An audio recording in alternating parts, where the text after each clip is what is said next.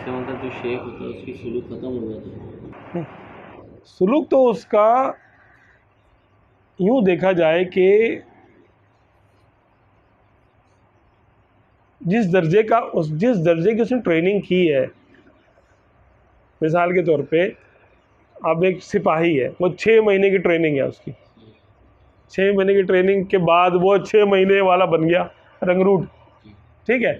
अब वो निशाना सही लगा रहा है, इतना तो बता सकता है, ठीक है।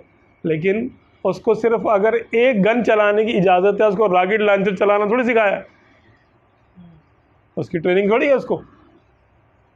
अब वो बैठे, चलो आओ मैं तुमको सारी ट्रेनिंग देता हूँ, मैं SSG कमांडोज वाली ट्रेनिंग दे दूंगा, तो छाता बरदार भी और गोताखोर भी और ये वो, तो क्या ऐसे कराएगा सबको? वो अपनी वाली करा सकता है।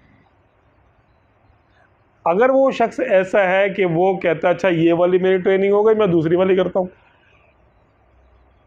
तीसरी वाली करता हूँ, मज़ीद मज़ीद मज़ीद मज़ीद मज़ीद, दोबारा फिर हो सकता है। बिल्कुल हो सकता है। तरबियत तो किसी भी हद तक जा सकती है जहाँ तक उसका मामला है।